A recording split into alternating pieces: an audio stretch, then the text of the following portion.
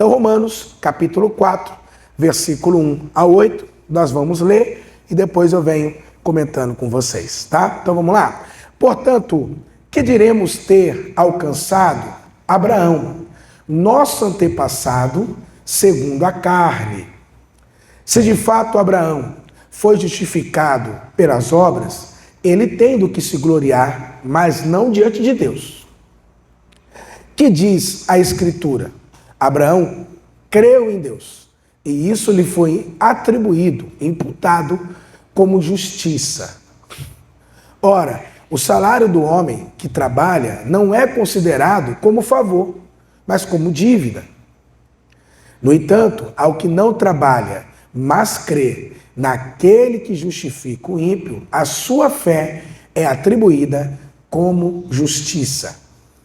Davi diz a mesma coisa quando fala da bênção do homem a quem Deus atribui justiça independentemente das obras. Bem-aventurado aqueles cujas transgressões são perdoadas e cujos pecados são cobertos. Bem-aventurado aquele a quem o Senhor não atribui, igreja, pecado. Volta lá para o 1. Pastor, o que está acontecendo aqui? Vamos só relembrar um pouquinho, queridos, o que está havendo, o que está acontecendo, o que neste momento Paulo está mostrando para nós. Para a gente poder entender o que Paulo está falando aqui, nós precisamos agora compreender que Paulo começou agora a sua argumentação em Romanos capítulo 3, versículo 21. Não sei se você se lembra, mas de Romanos 1, capítulo 1, versículo 1, até o 17 ali, Paulo está introduzindo a carta. Aí de Romanos 1, capítulo 1, versículo 18, até o capítulo 3, versículo 20, Paulo está trazendo o problema, a situação, o diagnóstico, onde ele fala da ira de Deus. Quer dizer, o homem está, todos pecaram, o homem está condenado, e da parte do homem não há o que ele pode fazer.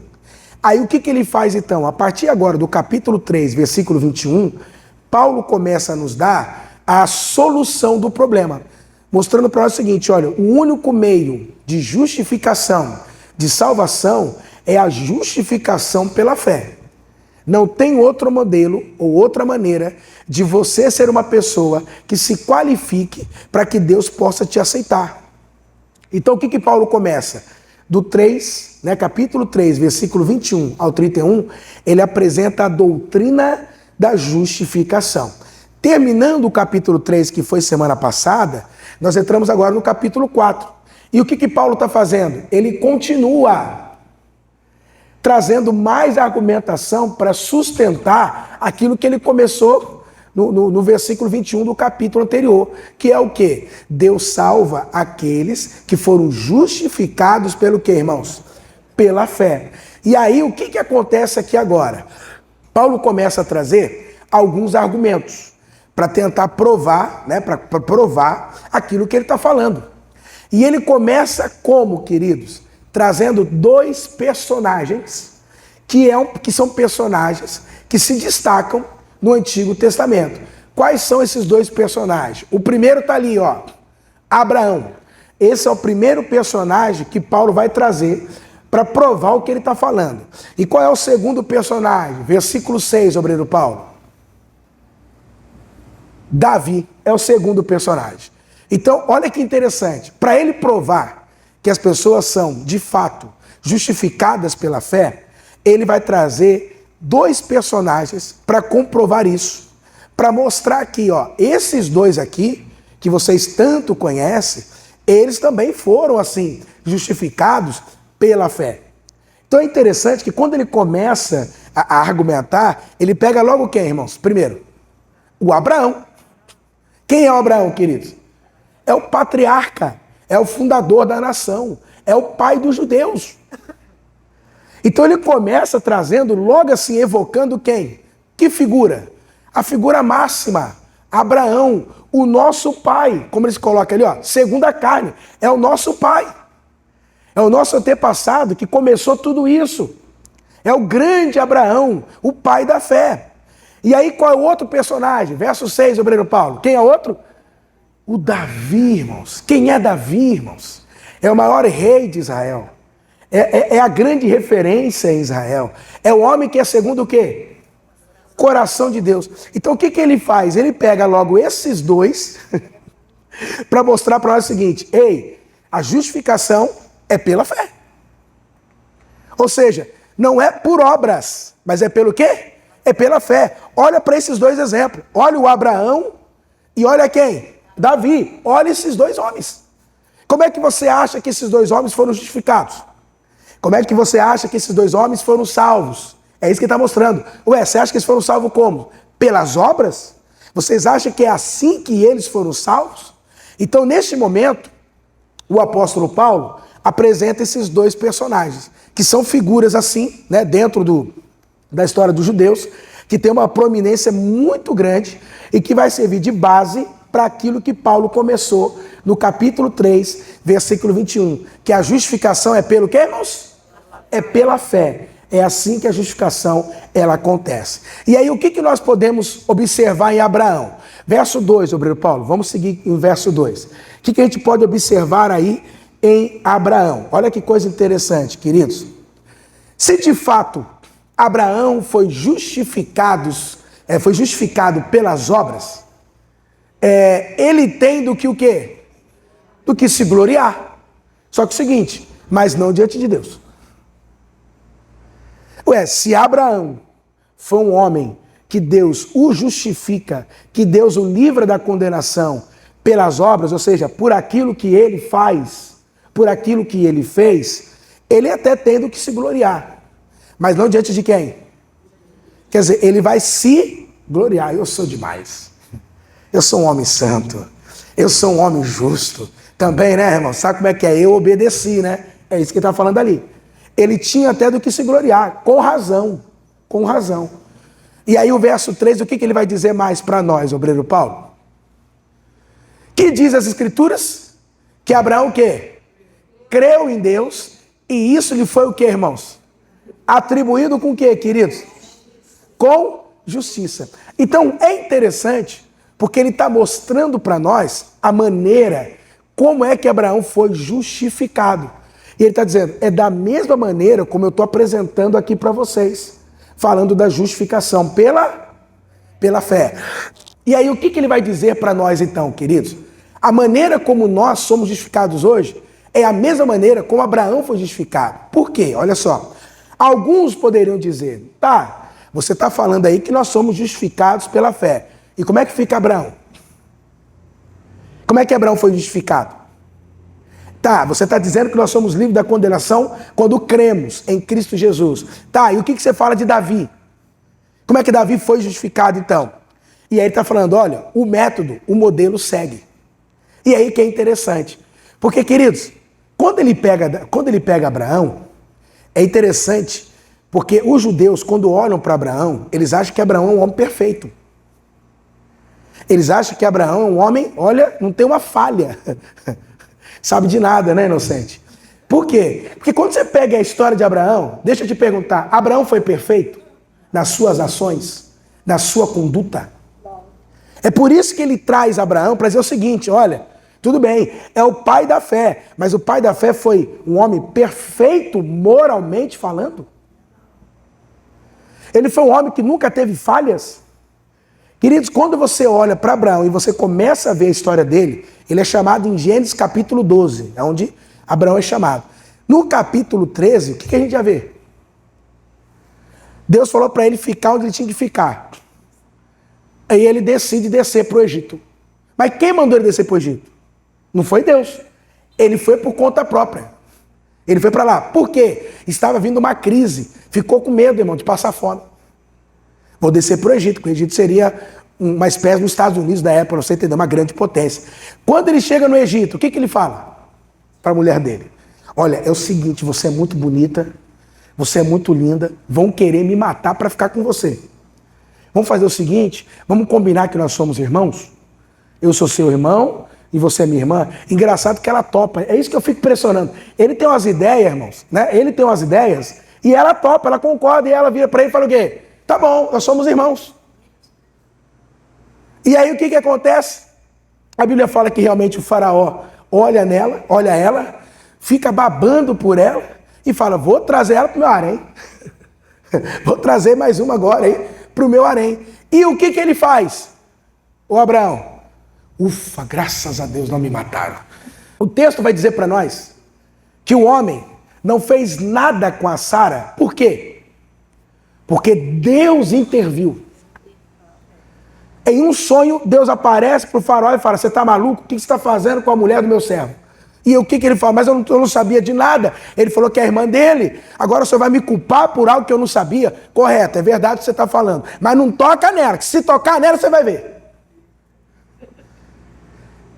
Ele cria a situação, cria o problema e quem aparece para resolver? E esse homem é perfeito. Olha só, hein? Por isso que ele pega Abraão, para a gente entender quem foi Abraão. Por que Abraão foi o tal Abraão? E aí o que é interessante? A Bíblia fala que ele, né, o faraó chega e manda ele embora, expulsa ele do Egito, mas expulsa ele com ouro e com prata. Ou seja, irmãos, ainda teve que indenizar Abraão pelo ocorrido. Mas Abraão que causou tudo. Mas ainda teve que indenizá-lo. Olha que coisa. Aí o que é interessante? Aí a gente fala assim, olha, errar uma vez é o quê, irmão?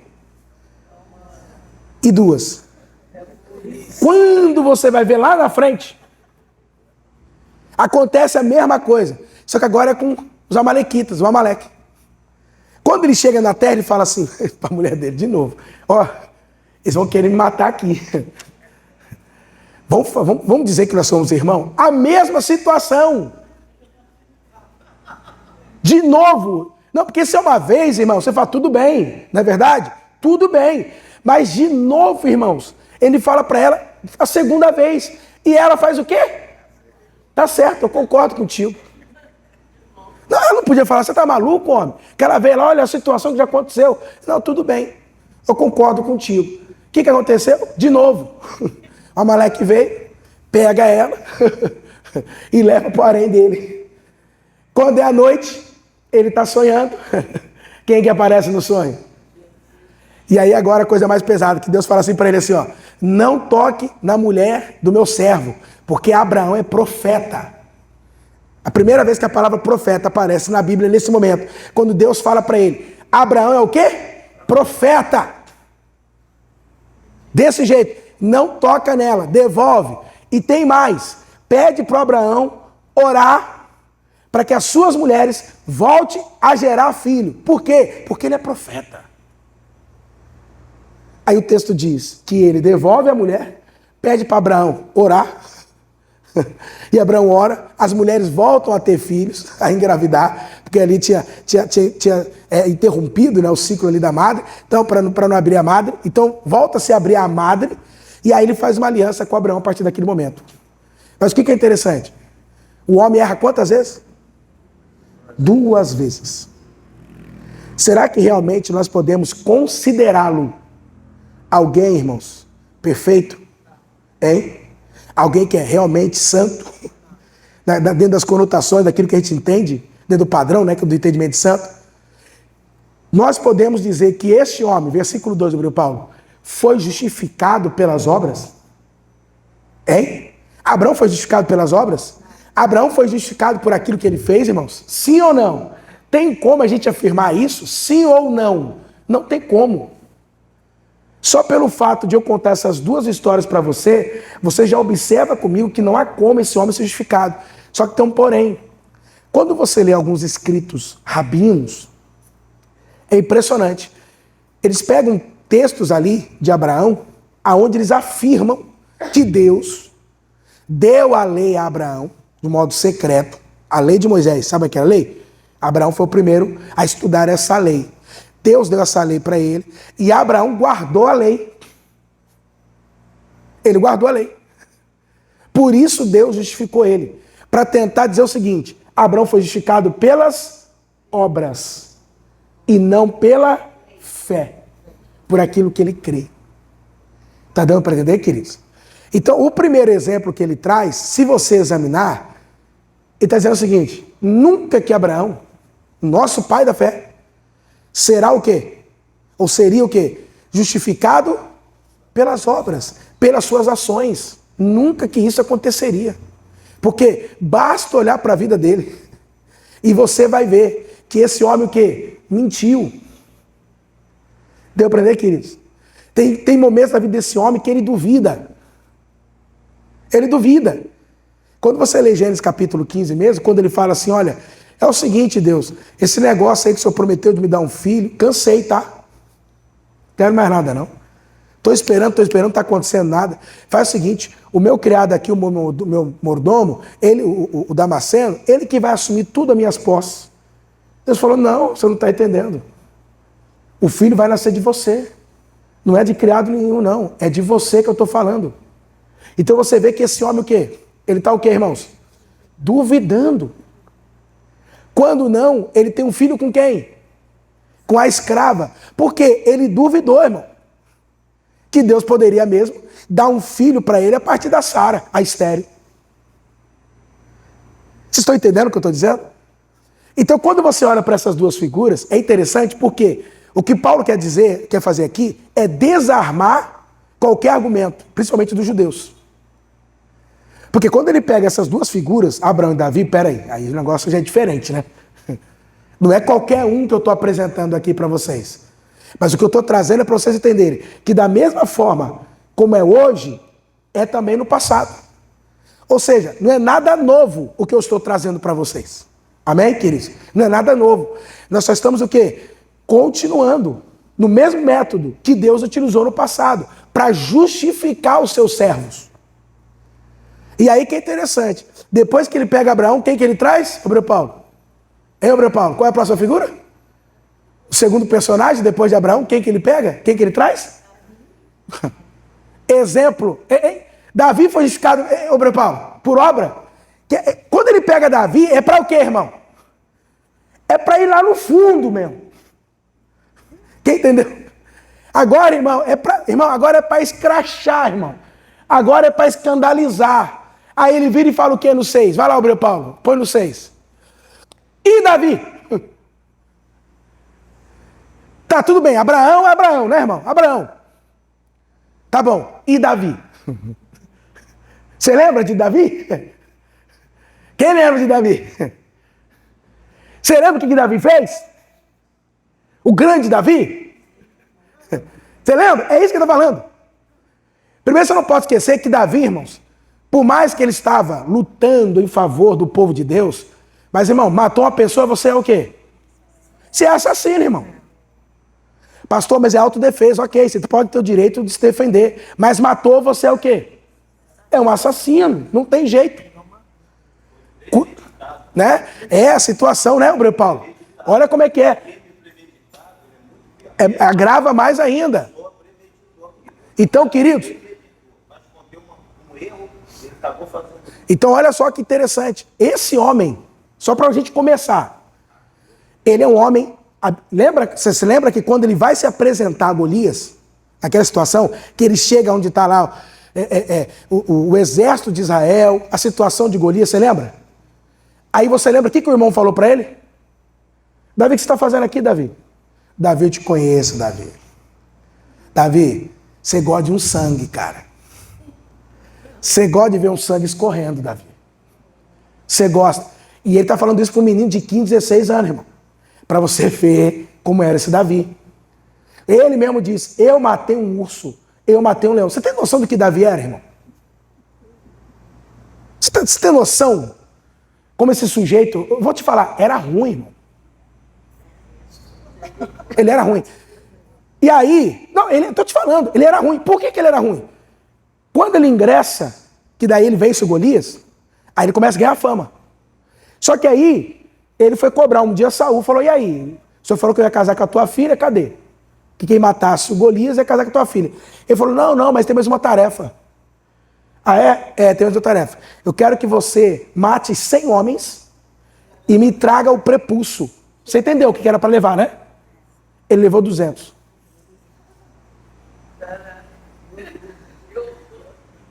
Eu vou falar abertamente aqui. Ele capou 200 homens.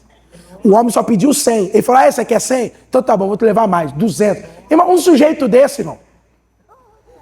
Você acha que é um sujeito bom? Não. Pensa. Você entendeu? Você acha que é um sujeito bom? Ele era para capar 100, ele capou 200 e levou. Paulo, tá aqui, ó. Tá aqui, pum. Quando ele mata o Golias, o que ele faz? Ele levanta a cabeça. Tá aqui. Ele falou, vou capar, vou cortar a tua cabeça. Quando ele pega que ele mata, ele levanta a cabeça. O sangue escorrendo, o homem no chão. Aqui. Tanto que quando ele fala de construir um templo para Deus, Deus falou, não dá não, cara. Você não tem não. Suas mãos é sujas de sangue. Você é sanguinário, Davi. Você é sanguinário. Davi, você é sanguinário, Davi. Por isso que você lê os salmos toda hora, ele pedindo, Senhor, freia minha boca. Senhor, me segura. Senhor, coloca um anjo. Por quê, irmão? Você entendeu? Porque ele era impetuoso. Davi sabia que ele era impetuoso. E o único ser que poderia segurar era quem? É Deus, irmãos. E aí entra o que o obreiro Paulo falou agora. Porque um sujeito, para maquinar o que ele maquinou, irmão, como diz, é um crime premeditado. Premeditado. Fala, obreiro Paulo. O senhor está falando muito importante desse lado de Davi, e aqui o senhor não está desconstruindo nada que foi Davi. Pelo contrário, Davi sempre foi um homem. Segundo o coração de Deus. O próprio Deus falou isso. Mas é importante o senhor trazer isso, porque a gente fica só com aquele personagem Davi. Davi era isso que o senhor está falando. É. Por isso que quando o Paulo traz Dom Abraão como traz a Davi, ele está buscando lá no Velho Testamento dois personagens que assim, é chave para isso. Isso. Esse mesmo Urias, sabe o que ele faz? Davi manda chamar ele, tá? Para ele vir, na verdade, porque como ele estava na guerra, olha a cabeça desse homem. Ele manda chamar ele, que é para ele ir para casa, para se deitar com a mulher. Isso. Para poder dizer que foi ele. Mas sabe o que aconteceu? Deus é tremendo. O homem não foi, ele era tão obediente, o Deus chamado Deus que estava, ele ficou na porta do palácio. Deixa eu explicar. No outro dia, Davi, tu não foi para casa, não, meu rei, não. Davi, eu queria que tu fosse para casa. Deixa eu chegar nesse ponto. Olha que interessante. Como o Paulo falou, foi premeditado. Ele planejou, irmãos. Uma coisa, é isso que eu estou falando, é uma briga. Que um pode exceder mais do que o outro e acabar matando. Você entendeu o que eu estou falando? Acontece. Entendeu? Uma briga, uma discussão, uma situação que não foi algo planejado, surgiu de um momento. Entendeu como é que é? Um assalto. O cara está assaltando, né? A pessoa está assaltando ali, de repente um vê, joga o carro em cima. Quer dizer, não foi premeditado, uma situação ocorreu. Agora, o sujeito planejar como ele planejou. Vocês estão percebendo como é que era Davi?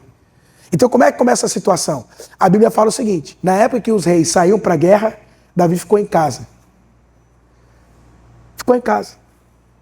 Assistindo Sessão da Tarde, irmão. Depois do almoço, sabe quando bate aquele soninho depois do almoço? Ele deitou no sofá, ligou na Globo, começou a musiquinha. Tará, tará, tará, tará. E sabe o que está passando? Lagoa Azul, irmão. Literalmente. Aí ele sai. Olha na varanda, vê uma mulher nua. E ele sabia quem ela era. E de quem ela era. E ele manda chamar ela. Aí ele se deita com essa mulher. Ele sabia o que ele estava fazendo. Ele se deita com essa mulher. Aí entra o que o obreiro Paulo falou. Quando ela chega para ele e fala assim, Davi, tá atrasado, viu? Atrasou. E falei, rapaz, e agora? O que vão pensar? O que vão dizer? Estava em guerra e falou, manda chamar o marido. Aí traz o marido. Aí ele fala pro marido, olha, eu quero te dar um momento assim, relax para você. Pelo fato de você, tá honrando ao seu Deus e a mim nessa guerra. Você é um homem muito valente. Senta aqui, rapaz, vamos tomar um vinho agora. E embebeda o homem. Aí ele falou, agora vai para tua casa, vai aproveitar a tua esposa, dá uma relaxada, relaxa, descansa, aproveita a tua esposa, amanhã é um novo dia. E aí então, Davi achando que ele dorme na entrada, no portão do palácio. Quando ele acorda, vão avisar ele, rei, o Urias não foi para casa não, miserável, não foi para casa? Poxa, estou sendo um rei tão bom com ele. Estou tirando ele da guerra, estou dando dias de folga. Poxa, que rei que faz isso? Chama a pessoa para comer com o rei na mesa, tomar um vinho. Qual é o rei que faz isso? Olha como é que ele me responde. Que homem ingrato. Me traz agora ali o pergaminho, o rolo. Que eu vou mandar uma mensagem agora pro nosso general. Como é que é? O Joabe, né? Joabe. Aí chegou, falou o seguinte, Urias, você tem que voltar para a guerra. Já tá bom, já aproveitou demais aí. Leva isso aqui e dá para Joabe. E ele, sim senhor, meu rei. Quando ele chega com a carta para Joabe, Urias, o que estava escrito? Coloque ele na frente de batalha. Mas é onde o negócio pega mesmo. É área de risco. Qual que é a zona de risco, a área de risco? É lá que você vai colocar ele. E a Bíblia fala então que Urias foi assassinado naquele dia. Tudo o que, irmão? Que coisa. Foi, né? Ainda mandou deixar sozinho. E deixa sozinho.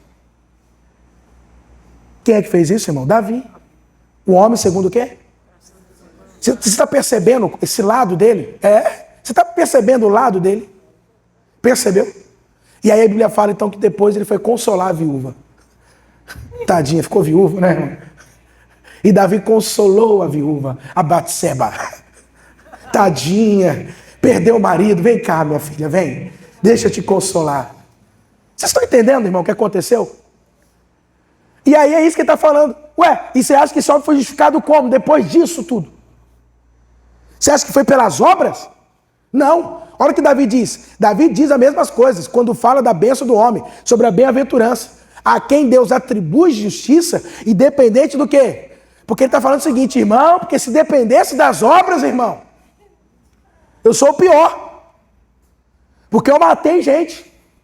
Eu fui sanguinário. Eu matei animal. Olha o que eu fiz. Premeditei, cometi crime.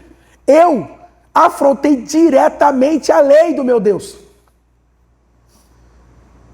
Mas graças a Deus. A quem o quê, irmãos? Deus atribui justiça. Tira a condenação. Amém? Não segundo as obras, mas segundo a fé. Então, quando ele traz aqui, ele está trazendo esses dois personagens para embasar e dizer, não tem como vocês dizer que não é assim. Porque é. Assim foi com Abraão, versículo 3, obreiro Paulo. Abraão creu em Deus. E isso lhe foi o que, irmãos? Atribuído como justiça. Versículo 7, obreiro Paulo. E assim também com Davi, como ele escreve nos salmos dele. Isso aqui eu sei que eu acho que, se não me engano, é Salmo 32, tá? Mas ele é um homem que experimentou isso. Bem-aventurado aqueles cuja transgressão são o quê? Perdoados e cujos pecados são cobertos. Verso 8, obreiro Paulo. E bem-aventurado aquele a quem o Senhor não atribui o quê, irmãos? Pecado. Então ele está dizendo, ei, tanto Abraão como Davi, que são pessoas que nós veneramos, eles só foram justificados pela fé, porque creram. Em outras palavras, ou fazendo uma pergunta, e por que vocês acham que hoje seria diferente? Se o método que Deus usa é o mesmo há 2000 anos antes de Cristo, há 1000 anos antes de Cristo, e hoje, 2000 anos depois de Cristo. O método de justificação, de salvação, não mudou, é o mesmo. Quem está entendendo o que eu estou dizendo aqui? Então, da mesma forma como Deus justificou Abraão e Davi, é o modo como ele o que, irmãos? Nos o que, igreja? Nos justifica. Quem está entendendo o que eu estou dizendo aqui? Ou seja, o que ele está falando é o seguinte, que o método de se livrar da condenação, de se tornar uma pessoa justa diante de Deus, de modo que Deus olhe para você e considere você justo, te aceite, não é por aquilo que você faz, mas é por aquilo que você crê, é pela fé. Então agora, o que Paulo vai fazer? Versículos 4 e 5, olha o que ele vai colocar para nós. Ora, o salário do homem que trabalha não é considerado como favor, mas como o quê? Como dívida. Vai, obreiro Paulo. No entanto, ao que não, mas crê. Naquele que justifica o ímpio, a sua fé passa a ser atribuída como o quê, irmãos? Como o quê? Então, o que ele está fazendo aqui agora? Olha que interessante. Põe no versículo 4, meu Paulo. Ele vai mostrar para nós que existem dois sistemas de justificação. De você se livrar da condenação. Porque você não pode esquecer. Lembra que ele fala lá em Romanos capítulo 1, versículo 18? Lembra? Se não lembra, coloca rapidinho, Obreu Paulo, só para a gente poder lembrar. Portanto, a ira de Deus. Qual é o problema? É que o homem está debaixo do quê? Da ira de Deus. E por que ele está debaixo da ira de Deus? Porque Deus é um ser mal-humorado? Ranziza? Você conhece gente? Quem conhece gente ranziza? Que é mal-humorada? Ela já acorda mal-humorada. Quem conhece gente assim? Irmão, ela vive mal-humorada, reclama. Você conhece gente assim? Tem gente que acha que Deus é assim. Não, irmão, Deus não é assim. A Bíblia vai explicar por que da ira. A ira de Deus é revelada dos céus contra o quê? Toda impiedade e injustiça. Ou seja, o pecado do homem despertou a ira de Deus. Quem entendeu aqui? Tá claro isso? Então, por conta dessa ira, como é que eu me livro da ira de Deus? Porque a ira de Deus, ela tem razão. Não é uma coisa que Deus acorda e fala, eu não aguento mais esse povo. Não, não é isso não. Deus está irado porque nós, seres humanos, causamos essa ira através do quê? Dos nossos pecados. Então como é que ele vai se livrar dessa ira de Deus? Aí o que Paulo está mostrando? É através da fé. Que daí você se torna justificado, e aí não há porquê Deus vir com a ira dele sobre a sua vida. Por isso que aqueles que creem em Jesus estão livres da ira de Deus. Se você ouvir alguém pregando isso para crente, Deus está irado com a igreja dele.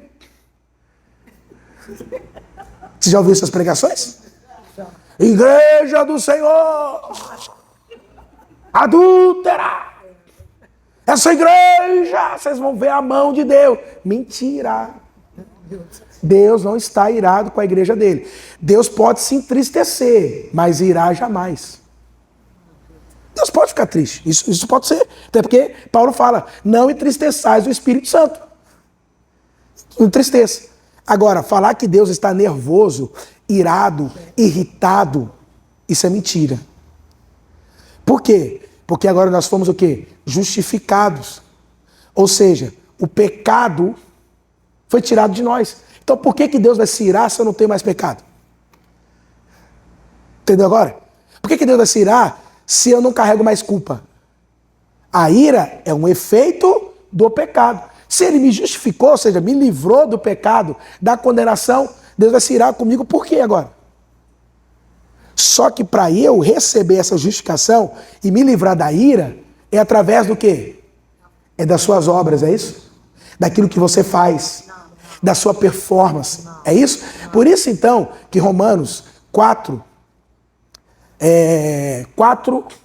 4, ele vai dizer para nós o seguinte, existem dois sistemas.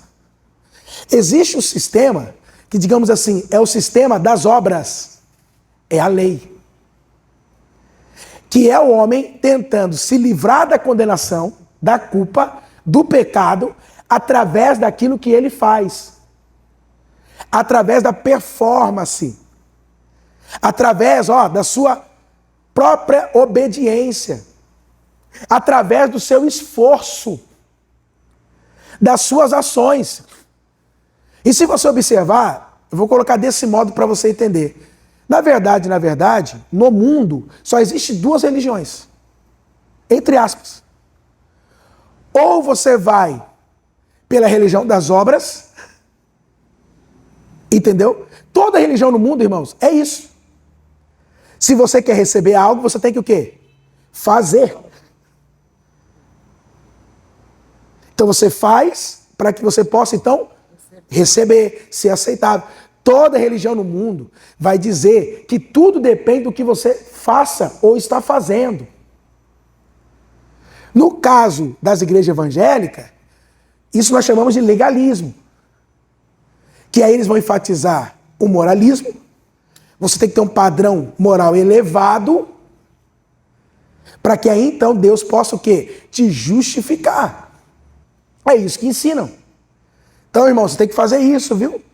Irmão, você tem que fazer aquilo, hein? Irmão, você tem que parar com isso, hein? Irmão, você tem que usar isso, hein? Irmão, você tem que largar aquilo, hein? Quando você fizer isso, agora sim, pode ser que Deus te aprove. Pode ser ainda. Pode ser, porque, né? Porque no final eles já falam, mas ninguém é perfeito, tá? Então, não é uma garantia, né? Mas tudo bem. Mas aí que é interessante. Por quê? Ele fala o seguinte, ó.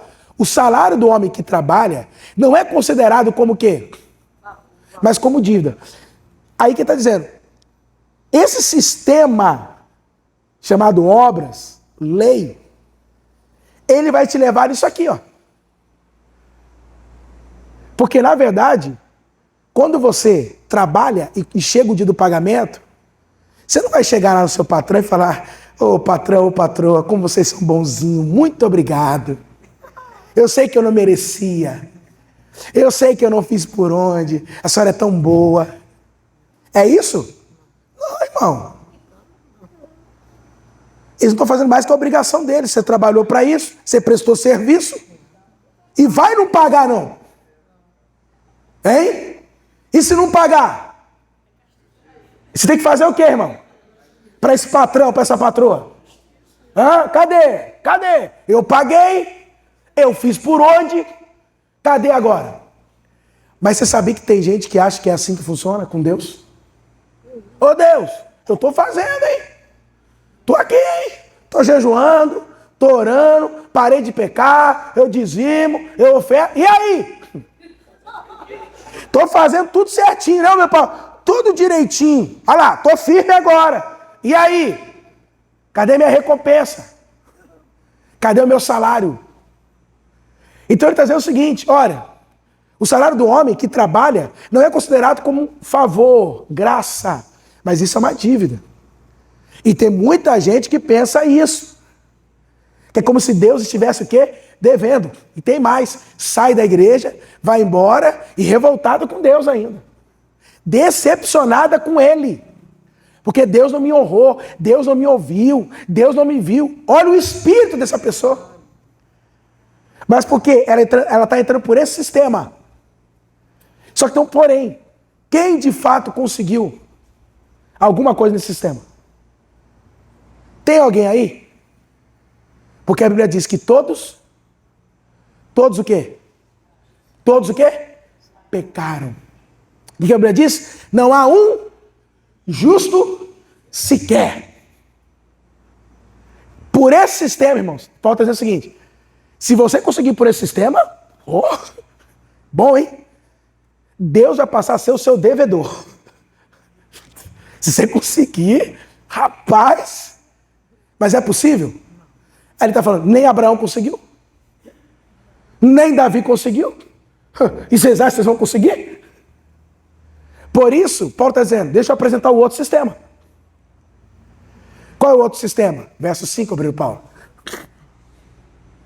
No entanto, outro sistema. Ao que não trabalha.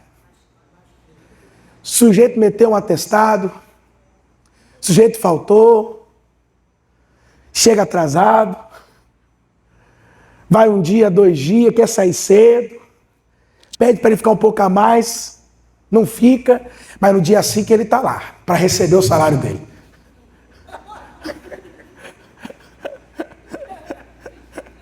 Dia 5 ele está lá, cadê meu pagamento? Ao que não trabalha, esse é um outro sistema. É o que não quê? Trabalha, mas crê naquele, ou seja, em Deus, que justifica o quê? O ímpio. Eu não mereço, mas vim receber. Não fiz por onde, mas vim receber. Não trabalhei, mas vim o quê, Frei Paulo? Ele está apresentando aqui um sistema. Qual sistema, pastor? O sistema da graça. E aí, uma coisa que a gente vai observar. Paulo vai apresentar dois pilares. Graça e fé. Graça e fé. Graça e fé. Eu digo para vocês que esses são os pilares da nova aliança. É a graça, o favor de Deus e eu crendo para receber desse favor. É assim que vai funcionar. Óbvio que quando ele fala de não trabalho é o seguinte, ele entende que ele não tem mérito. E é assim que a graça funciona, entendeu, igreja? Porque se eu achar que eu mereço, aí é que eu não recebo. Então ele está dizendo o seguinte, ao que não trabalha é aquele que sabe, que ele não tem mérito para receber. Ele não tem condições que o qualifique e que diga, você merece receber. Mas qual é a única maneira, qual é a única coisa que ele pode, entre aspas, fazer? É crer.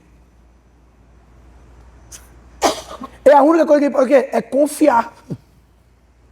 No quê? Na bondade, na graça, na misericórdia, no caráter desse Deus. É a única coisa que ele pode fazer.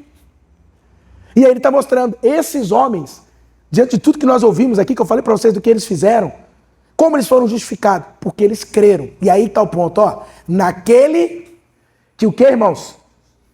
Que justifica o quê? O ímpio. No primeiro sistema, a justificação é uma dívida. Ela é por mérito. No versículo 4. Põe de novo, Bruno Paulo, vamos ver. Ora, o salário do homem que trabalha não é considerado como favor, mas como o quê? Então, nesse sistema, digamos assim, a justificação seria uma dívida. É uma obrigação.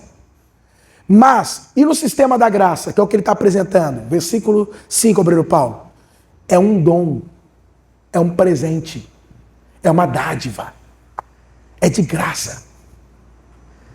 Entenderam a diferença? Então não é por aquilo que você faz, irmãos, é isso que ele está dizendo. Mas é por aquilo que você crê. E aí você entende o quê? Que a justificação, ela é um dom, ela é o quê, irmãos? Um presente, é uma dádiva. É um brinde. É o que ela é, a graça. Essa justificação. É o que ela é para nós. E a gente tem que entender isso, porque nós fomos pessoas, dentro da igreja, instruídos em qual sistema? Do versículo 5 da graça? Ou no versículo 4? O sistema da lei. Em qual sistema nós fomos instruídos? Em qual? É a lei. Se você não fizer, você não tem recompensa. Você quer que Deus te abençoe? Tem que fazer por onde, irmão? Você acha que é assim fácil? É boca no pó. Não. Deus não abençoa qualquer um assim, não. Entenderam? Volta para sobre o Paulo aí no 5. Agora, sabe o que é o mais pesado aí? No entanto, aqui não trabalho. Eu não trabalhei. Não tenho mérito. Mas eu creio em quem? Primeiro, quem justifica o ímpio? Quem justifica o ímpio? Quem é aquele? Quem está falando? Deus. Deus é quem justifica. Lembra que nós lemos semana passada? Ele é justo e justificador. Então quem é que me declara justo? Deus. Mas quando ele me declara justo? Quando eu sou perfeito? É aí que está o ponto. Deus é aquele, mas eu creio naquele que justifica o justo. A Madre Teresa de Calcutá. Ela sim, né, irmão? Né? Mulher santa, mulher de Deus, que se doou aos pobres, ao necessitado. A gente pensa isso. Não, é a esse que Deus ele vai declarar justo. Quem está entendendo? A gente acha assim. Ou seja, que eu tenho que ser o quê, irmãos? Perfeito. Quem está entendendo? De tal maneira que Deus olhe e o que ele faz? Ele o quê? Me justifique. Mas como eu coloquei, Deus não espera que nos tornemos justos ou perfeitos para então nos justificar.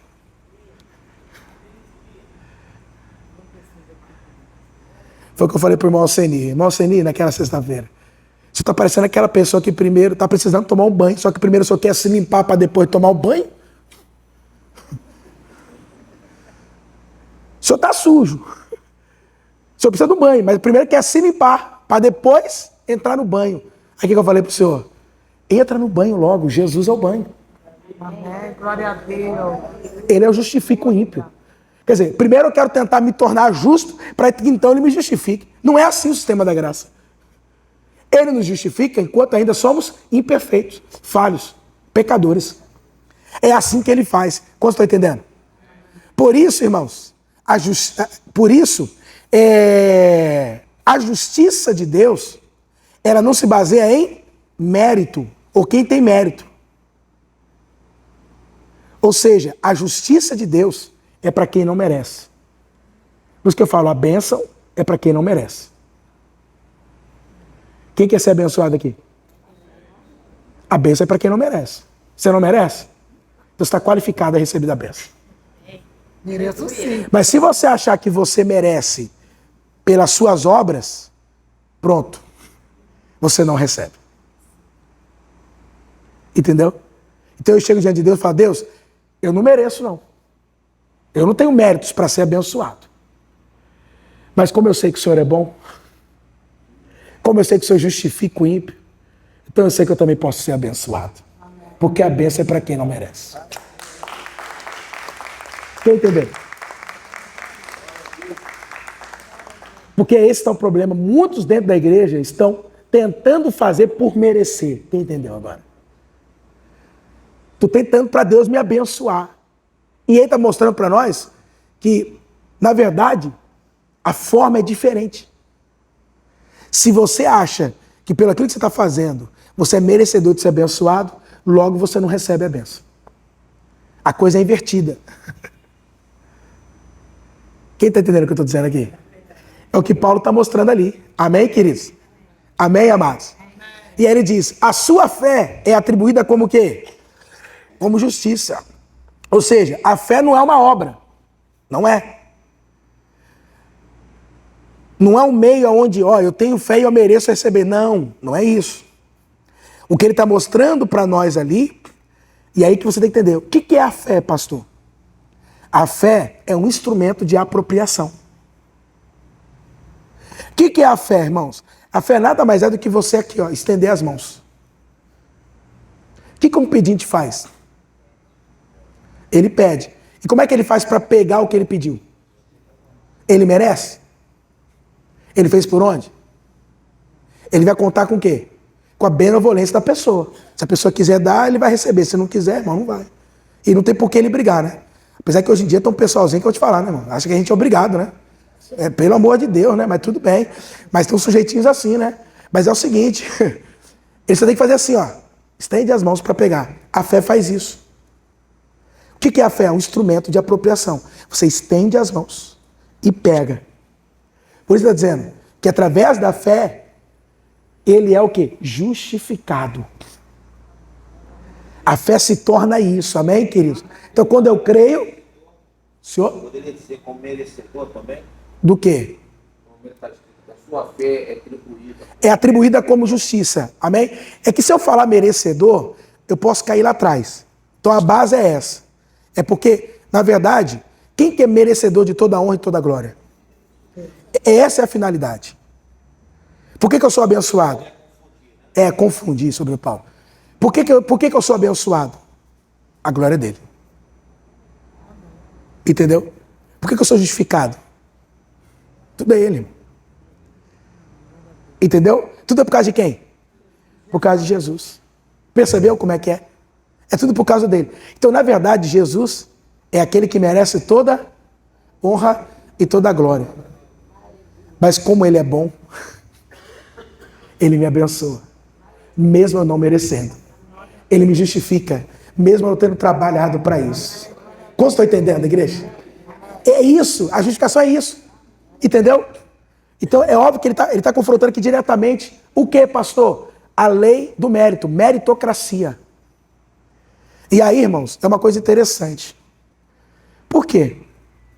O mundo, como até o obreiro Paulo comenta muito isso comigo, o mundo trabalha dentro da meritocracia. O que se prega é isso. Não tem graça, não há graça no mundo, favor imerecido. Já reparou?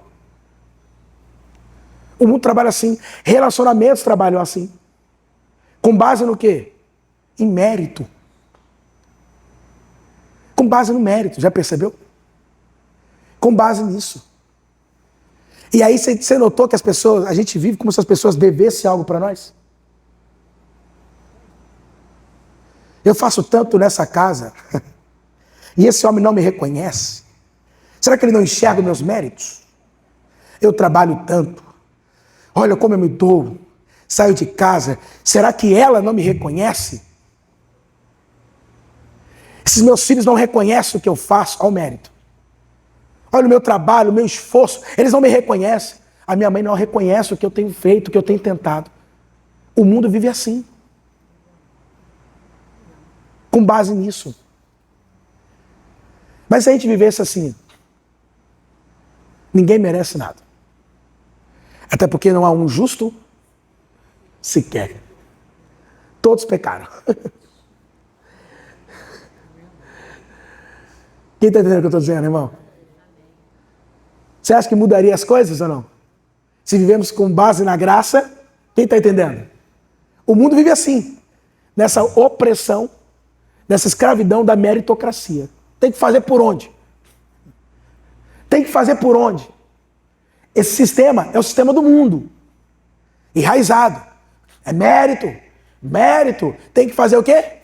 Tanto que quando a gente vê alguém, irmão, se sobressaindo, na empresa acontece muito isso, não, Bruno Paulo? Alguém se sobressaindo, que você avalia, não é só empresa não, a igreja também tem isso. Você fala, como é que pode? O sujeito chegou onde? Ontem. Já está aí, sentando na janelinha. Eu que estou aqui há anos. Vocês estão percebendo que tudo vai partir disso. Parece que não, pastor, é só religião, né? Só ambiente de igreja. Não, irmão, é vida. Trata da vida. Do nosso dia a dia. Dos nossos relacionamentos. Do nosso trabalho, das nossas escolhas. É tudo assim. Só que se eu tenho que partir sempre assim, ó. Deus é aquele que justifica o quê? Porque no fim todos o quê? Ou seja, ninguém merece nada. Essa é a verdade. É isso que ele está falando. Se nós formos partir para esse âmbito do mérito, ninguém o quê? Alguém merece alguma coisa aqui, irmão? Nada. Você não merece a vida que você tem, porque a vida, até para viver, para vir esse mundo, é graça. A água que você bebe, o ar que você respira. Tudo isso é o quê? Graça. Favor imerecido. A saúde que você tem, tudo isso é o quê? Aí a gente às vezes ouve assim, mas não vai eu não sair para trabalhar, irmão? Ah, querido. Coitado de você. Conquistei tudo aqui, ó, na força do meu braço, que não vai eu. Ah, meu amado, você não sabe nada, querido. Como diz, quem é você na fila do quê? Na fila do pão, meu irmão. Você acha que você é alguma coisa?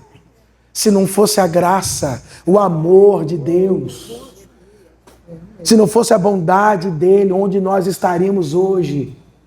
Por isso que eu e você, irmãos, cremos naquele que justifica os perfeitos, os que têm méritos? Não, são os ímpios, os imperfeitos e os pecadores. Amém. Quantos entenderam aqui? Vamos aplaudir o Senhor. Aleluia! Glória a Deus, igreja!